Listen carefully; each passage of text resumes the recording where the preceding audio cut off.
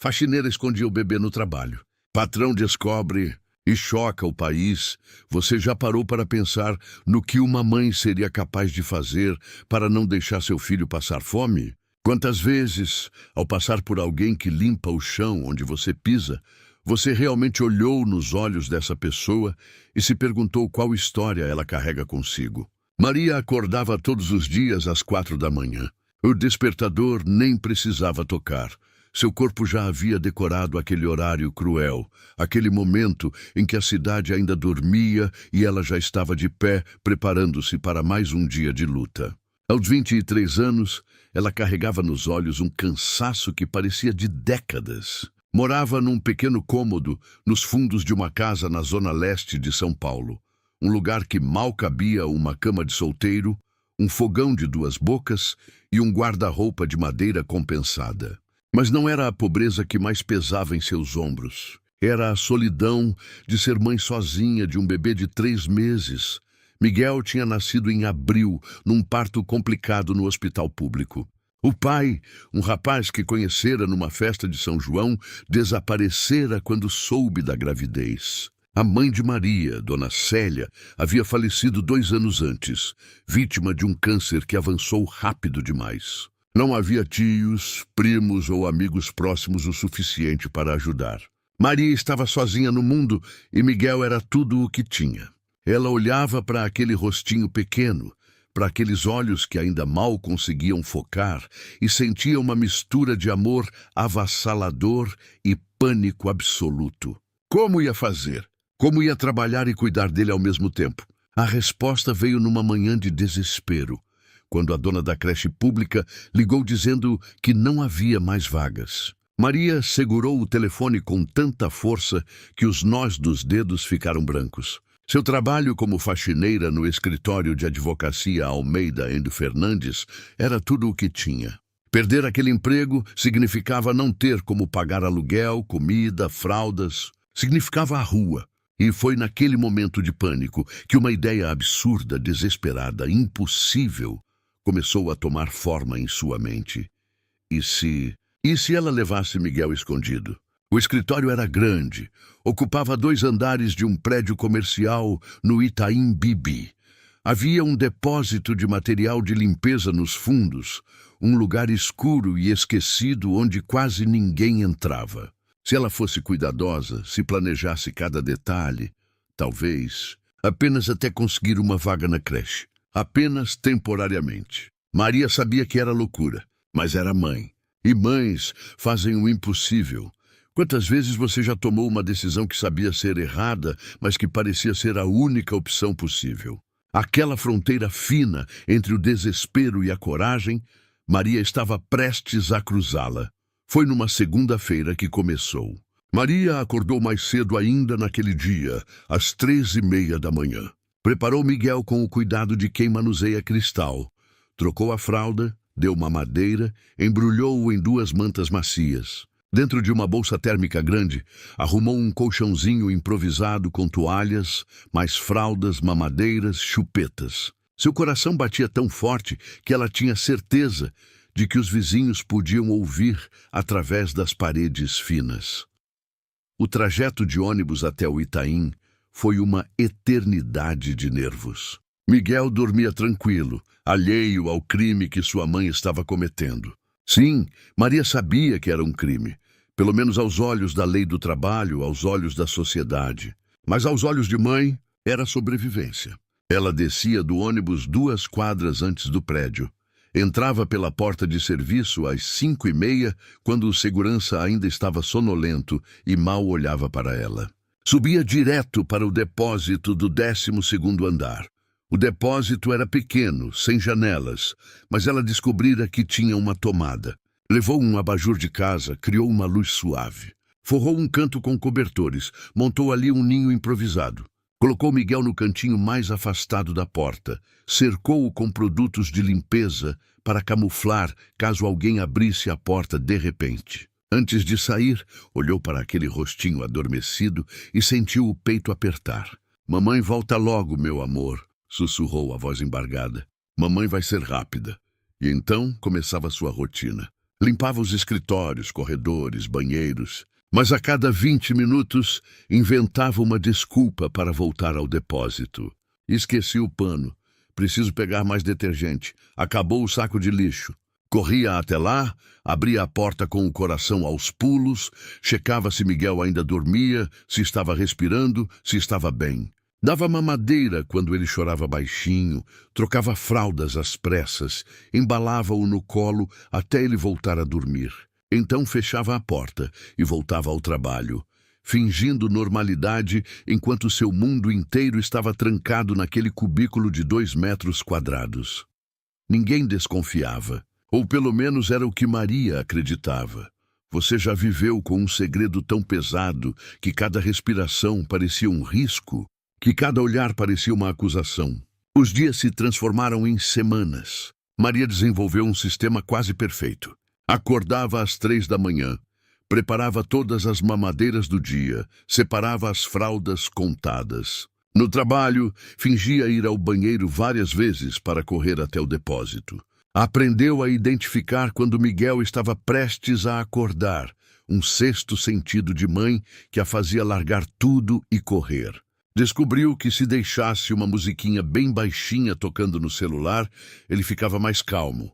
Vivia no fio da navalha, entre o medo e o alívio, mas viver escondido cobra seu preço.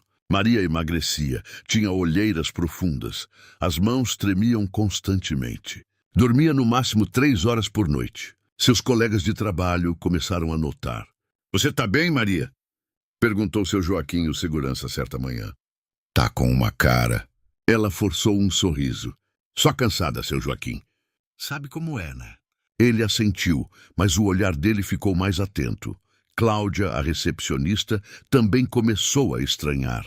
"Maria, você anda muito nervosa ultimamente. E por que você vai tanto naquele depósito? Tem rato lá ou o quê?" Maria sentiu o sangue gelar. Não. É que eu gosto de manter tudo organizado, sabe? Manias minhas." Cláudia deu de ombros, mas Maria percebeu que precisava ser mais cuidadosa. Cada olhar parecia uma ameaça. Cada pergunta, uma armadilha. Uma quinta-feira, quase aconteceu o desastre. Maria estava limpando a sala do sócio principal, Dr. Ricardo Almeida, quando ouviu um choro. Abafado, distante, mas inconfundível. Miguel. Ela largou o pano no chão e saiu correndo, nem se preocupou com a desculpa. Precisava chegar antes que alguém mais ouvisse. Seus pés descalços no sapato de borracha faziam barulho demais no corredor.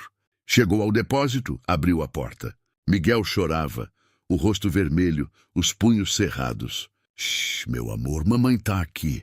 Ela sussurrou desesperada, pegando-o no colo, embalando. "Por favor, meu filho, por favor." O choro foi diminuindo aos poucos. Maria ficou ali, abraçada com ele por longos minutos, o corpo todo tremendo. Tinha sido por pouco, muito pouco. Naquela noite, em casa, Maria chorou até não ter mais lágrimas. Será que valia a pena?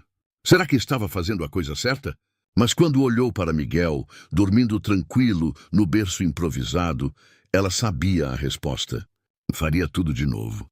1000 vezes. Porque mães não desistem. Nem quando tudo parece impossível e se alguém estivesse observando mais do que você imagina. Se aqueles olhares que você interpreta como julgamento fossem, na verdade, preocupação. Dr. Ricardo Almeida era um homem de 46 anos, sócio fundador do escritório de advocacia que levava seu sobrenome.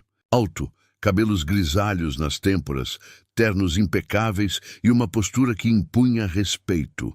Construíra aquele império do zero, trabalhando 18 horas por dia por décadas. Tinha fama de ser duro, exigente, distante, mas poucos sabiam que por trás daquela armadura corporativa existia um homem que carregava suas próprias cicatrizes. Há 3 anos, Ricardo perdera sua esposa, Helena, num acidente de carro. Ela estava grávida de 5 meses. Perdeu os 2 de uma vez, a mulher que amava e a filha que nunca conheceria. Desde então, algo nele se fechara. Mergulhara ainda mais no trabalho, evitava falar sobre sentimentos, mantinha todos à distância. Mas ultimamente, algo diferente estava acontecendo. Ele começara a notar Maria. Não da forma que você pensa. Não havia nada de impróprio no olhar dele. Era outra coisa. Era a preocupação. Ele notava como ela estava mais magra, mais pálida. Como suas mãos tremiam quando ela limpava sua mesa. Como ela parecia estar sempre à beira de um colapso nervoso. Um dia, ele a viu correndo pelo corredor com uma expressão de pânico absoluto. Achou estranho. Começou a prestar mais atenção. Foi numa sexta-feira que a suspeita se consolidou. Ricardo trabalhava até tarde, como sempre. Eram quase 9 da noite. O escritório estava vazio, exceto por ele e Maria, que terminava a limpeza do dia. Ele estava na copa preparando um café quando ouviu. Um som abafado, quase imperceptível. Um choro de bebê. Franziu a testa. Devia estar cansado imaginando coisas. Mas então ouviu de novo. Seu coração acelerou. Seguiu o som pelo corredor, pisando suave. O choro vinha do depósito de material de limpeza. Ele hesitou com a mão na maçaneta. Uma parte dele dizia para voltar, para ignorar, para não se meter. Mas outra parte, aquela parte que morrera com Helena e que ele pensava nunca mais ressuscitar, o empurrou para a frente. Abriu a porta devagar. A cena que encontrou o paralisou. Maria estava sentada no chão de concreto frio, um bebê no colo, embalando-o enquanto lágrimas escorriam silenciosas por seu rosto. Ela nem percebeu a porta abrir. Cantarolava baixinho uma canção de ninar, a voz quebrada. Ao redor deles, um ninho improvisado de cobertores, mamadeiras, fraldas. A luz fraca de um abajur criava sombras tristes nas paredes. Já sentiu aquele momento em que o mundo para e você percebe que nada mais será como antes? Maria sentiu a presença antes de ver. Aquele arrepio na nuca, aquela certeza de que estava sendo observada. Levantou os olhos devagar, ainda embalando Miguel contra o peito. Quando viu o Dr. Ricardo parado na porta, seu mundo desabou. O chão pareceu se abrir sob seus pés. Por um instante, eles apenas se olharam, ela com os olhos arregalados de terror, ele com uma expressão que ela não conseguia decifrar. Eu posso explicar. Maria sussurrou, a voz tão baixa que mal se ouviu. Mas o que ia explicar? Não havia explicação. Não havia desculpa. Tinha quebrado todas as regras, colocado uma criança em risco, mentido por meses. Por favor, Dr. Ricardo, eu não tinha escolha. As palavras morreram em sua garganta. Miguel se mexeu em seus braços, alheio à tragédia que se desenrolava. Ricardo entrou no depósito e fechou a porta atrás de si. Maria encolheu-se, preparando-se para os gritos, para a demissão, talvez até para a polícia. Mas nada disso aconteceu. Ele se abaixou, ficando na altura dela. Quando ela finalmente teve coragem de olhar para ele de novo, viu algo inesperado naqueles olhos normalmente tão frios. Lágrimas. Quanto tempo? Sandriele perguntou, a voz rouca. Maria engoliu seco. 2 meses e meio, senhor. Ricardo passou a mão pelo rosto, um gesto de quem está tentando processar algo impossível. 2 meses e meio, repetiu quase para si mesmo. Você passou 2 meses e meio trazendo seu bebê escondido para o trabalho porque não tinha com quem deixar. Não era uma pergunta, era uma constatação, uma acusação, mas não contra ela, contra o mundo todo que a colocara naquela situação. Eu vou perder meu emprego, Maria disse, a voz finalmente quebrando em soluços. Eu sei que vou e eu mereço. Mas por favor, Dr. Ricardo, por favor, não chame a polícia. Eu não tinha para onde ir, não tinha ninguém. E se eu perdesse esse emprego, a gente ia para a rua, eu e meu filho. E eu não posso deixar ele na rua, eu não posso. Ela desabou, chorando daquele jeito que só quem está no limite chora. Sem controle, sem vergonha, com toda a dor do mundo. Ricardo permaneceu ali, de cócoras no chão daquele depósito, vendo aquela mãe jovem se despedaçar na sua frente. E algo dentro dele, algo que estava morto há 3 anos, começou a se mover. Começou a doer. Começou a viver novamente. Você acredita em segundas chances? Em humanidade genuína, num mundo que parece ter esquecido o que isso significa? Levanta, Ricardo disse, a voz firme, mas não dura. Maria olhou para ele, confusa, ainda agarrada a Miguel. Levanta, Maria. Ela obedeceu trêmula, esperando o pior. Ele pegou o abajur do chão, desligou-o, olhou ao redor para aquele cenário de desespero transformado em lar improvisado. Então fez algo que nem ele mesmo esperava. Pegou sua carteira do bolso, tirou todos os cartões de visita que tinha e começou a fazer ligações. Maurício? Ricardo Almeida. Sim, sei que é tarde. Preciso de um favor urgente. Aquela creche que você administra, a Cantinho da Alegria. Sim, essa mesmo. Preciso de uma vaga, amanhã. Não, não é para um cliente. É pessoal. Maria escutava, atônita, sem entender.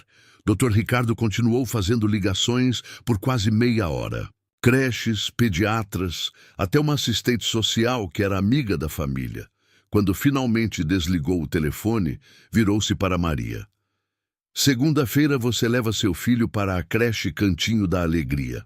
A vaga é integral. Eles têm berçário, pediatra, tudo o que ele precisa. A mensalidade vai ser descontada do meu salário, não do seu. Maria abriu a boca, mas nenhum som saiu. Não era possível. Não podia ser real. Dr. Ricardo, eu não posso aceitar. Eu não posso deixar o senhor. Pode e vai, ele cortou. Mas o tom era gentil. E tem mais. A partir de amanhã, você não trabalha mais como faxineira. Vai trabalhar como auxiliar administrativa. Vai estudar à noite. Eu já acertei com uma escola técnica. Eles abriram uma exceção. Em 2 anos, você tem uma profissão de verdade, um salário melhor, um futuro. Ele fez uma pausa, e Maria viu aqueles olhos duros se encherem de uma tristeza antiga. Minha esposa. Ela sempre dizia que o mundo precisa de mais gentileza, que a gente precisa ajudar quem está lutando, não destruir quem já está no chão. Eu esqueci disso quando perdi ela. Mas hoje eu lembrei. Maria não conseguia parar de chorar. Mas agora eram lágrimas diferentes. Eram lágrimas de alívio, de incredulidade, de gratidão tão profunda que não cabia em palavras. Miguel começou a chorar também, como se sentisse que algo importante estava acontecendo. Ricardo olhou para o bebê e sorriu, o primeiro sorriso genuíno em 3 anos. Posso? E perguntou, estendendo os braços. Maria, ainda em choque, passou Miguel para ele. O homem poderoso, o advogado inflexível, segurou aquele bebezinho com uma delicadeza que contrastava com suas mãos grandes. Oi, pequeno, sussurrou. Você tem uma mãe guerreira, uma verdadeira heroína. E quando você pensa que a história acabou, que o final feliz já chegou, a vida mostra que há muito mais pela frente. A notícia do que aconteceu naquela sexta-feira à noite se espalhou. Não porque Ricardo quisesse, ele era discreto por natureza, mas porque Maria não conseguiu guardar para si. Contou para Cláudia, a recepcionista, que contou para seu Joaquim, que contou para os outros funcionários. Em poucos dias, todo o escritório sabia. E a reação foi surpreendente. Os advogados, aqueles homens e mulheres que passavam os dias imersos em processos e contratos, começaram a aparecer na sala de Ricardo com propostas. Dr. Ricardo, eu gostaria de contribuir para o Fundo de Educação da Maria, disse a doutora Fernandes, a sócia mais antiga. Minha esposa é pedagoga. Ela pode dar aulas de reforço gratuitas. Um dos estagiários, filho de um dono de farmácia, conseguiu um desconto permanente em fraldas e remédios para Miguel. Outro arrumou um enxoval completo de roupas de bebê que seu filho não usava mais. Maria não sabia como reagir a tanta generosidade. Tinha passado tanto tempo sozinha, carregando o mundo nas costas, que não sabia como era ser amparada. Chorava de gratidão toda vez que alguém aparecia com mais uma ajuda, mais um gesto de carinho. Mas foi numa quarta-feira, 3 semanas depois daquele encontro no depósito, que a história tomou um rumo inesperado. Cláudia, a recepcionista que adorava redes sociais, postara a história no Twitter sem dar nomes, apenas contando sobre uma mãe guerreira e um patrão que decidiu ser humano. O post viralizou. Em questão de horas, tinha 50 mil compartilhamentos. Em 2 dias, chegou a 1 milhão. Jornalistas começaram a ligar para o escritório pedindo entrevistas. Programas de TV queriam contar a história. O Brasil inteiro queria saber quem eram aquela mãe e aquele patrão. Ricardo tentou manter privacidade, mas Maria, depois de pensar muito, decidiu que queria falar. Se minha história pode ajudar outras mães que estão passando pelo mesmo, ela disse para Ricardo, então eu preciso contar. Ele assentiu, orgulhoso daquela transformação. A mulher tímida e assustada, que se escondia num depósito, estava se tornando uma voz para os invisíveis. A entrevista para o principal telejornal do país aconteceu numa segunda-feira. Maria, com Miguel no colo, contou sua história sem filtros. Falou do desespero, da solidão, do medo constante. Falou da escolha impossível entre alimentar seu filho ou perdê-lo para o desamparo. E falou do homem que, quando poderia tê-la destruído, escolheu erguê-la. O Brasil parou para assistir. Nas redes sociais, a hashtag Berço Mãe Guerreira se tornou a número 1 do país. Milhares de pessoas compartilhavam suas próprias histórias de dificuldade, de falta de apoio, de um sistema que abandona as mães trabalhadoras. Você já pensou quantas Marias existem por aí, escondidas nas sombras, lutando batalhas que ninguém vê? O impacto foi imenso e imediato. Políticos começaram a discutir projetos de lei para creches gratuitas em empresas. Empresários criaram fundos de auxílio para mães solo. ONGs receberam doações recorde. Mas o mais impressionante foi o movimento espontâneo que surgiu. Mulheres começaram a se organizar em grupos de apoio, criando redes de mães que ajudavam umas às outras com cuidados infantis, dividindo turnos, compartilhando recursos. O Brasil estava tendo uma conversa necessária sobre maternidade, trabalho e desigualdade. Maria se tornou símbolo. Mas ela nunca esqueceu que era, antes de tudo, uma mãe tentando sobreviver. Continuou trabalhando, estudando à noite, criando Miguel com todo o amor que tinha. Ricardo se tornou uma espécie de mentor, não só para ela, mas para outros funcionários que precisavam de apoio. O escritório implementou um programa de auxílio para pais e mães em situação vulnerável. Outros escritórios começaram a copiar a iniciativa. 6 meses depois daquele encontro no depósito, Maria voltou ao escritório num sábado. Não para trabalhar, era seu dia de folga. Mas havia algo que precisava fazer. Encontrou Ricardo em sua sala, como sempre trabalhando até tarde. Doutor Ricardo, ela chamou da porta. Ele levantou os olhos, sorriu ao vê-la. Maria, e o Miguel? Tá com uma vizinha. Vim aqui porque eu nunca te agradeci direito. Ela entrou, sentou na cadeira à frente da mesa dele. Não só por tudo que o senhor fez por mim, mas por me ver, sabe? Tem tanta gente que olha para a faxineira como se ela fosse invisível. Mas o senhor me viu de verdade. Ricardo sentiu os olhos arderem. Você me salvou, Maria, tanto quanto eu salvei você. Ela inclinou a cabeça, confusa. Quando perdi minha esposa e minha filha, ele continuou, a voz embargada, eu morri junto com elas. Passei 3 anos apenas existindo, trabalhando como um robô, sem sentir nada. Mas quando te vi naquele depósito, segurando seu filho, lutando com todas as forças para protegê-lo, eu lembrei porque vale a pena viver. Lembrei que ainda existe amor neste mundo, que ainda existe esperança. Ele fez uma pausa, enxugou discretamente uma lágrima. Então, obrigado por me deixar fazer parte da sua história, por me fazer voltar a sentir. Eles ficaram ali, em silêncio, 2 pessoas que o destino juntou no momento certo. 2 almas que salvaram uma a outra quando mais precisavam. E se eu te dissesse que esta história não termina aqui? Que ela continua se multiplicando, se espalhando, transformando vidas todos os dias? Hoje, 3 anos depois, Maria é assistente jurídica formada. Trabalha no mesmo escritório, agora com carteira assinada, salário digno, plano de saúde para ela e Miguel. O menino está com quase 4 anos, saudável, inteligente, cheio de vida. Ele não lembra daqueles dias no depósito, daquele tempo em que sua mãe precisou escondê-lo do mundo. E talvez seja melhor assim. Mas Maria lembra. E não quer esquecer, ela criou uma ONG chamada Mães Guerreiras, que ajuda mulheres em situação similar à que ela viveu. Já assistiram mais de 2.000 mães, conseguiram vagas em creches para mais de 500 crianças, arrumaram empregos para centenas de mulheres. Ricardo é um dos principais doadores e está no conselho da ONG. Os funcionários do escritório fazem trabalho voluntário. A história que começou num depósito escuro se transformou numa rede de luz. Mas nem tudo é final feliz de conto de fadas. Maria ainda luta. Ainda acorda às 5 da manhã. Ainda tem dias em que o dinheiro não é suficiente, em que o cansaço é quase insuportável. A diferença é que agora ela não está sozinha. Tem uma rede de apoio, tem pessoas que se importam, tem um futuro que pode vislumbrar. E principalmente tem Miguel. O menino é sua força, sua razão para continuar, o lembrete vivo de que o amor sempre encontra um jeito.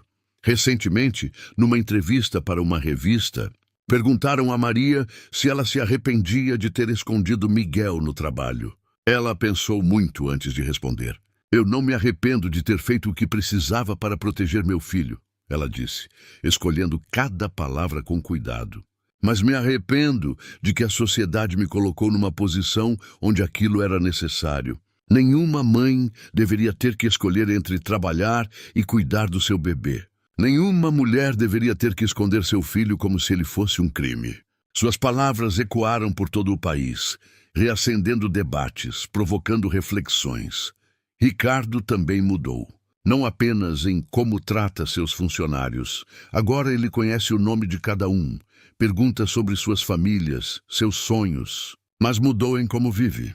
Começou a fazer terapia para processar a perda de Helena e da filha.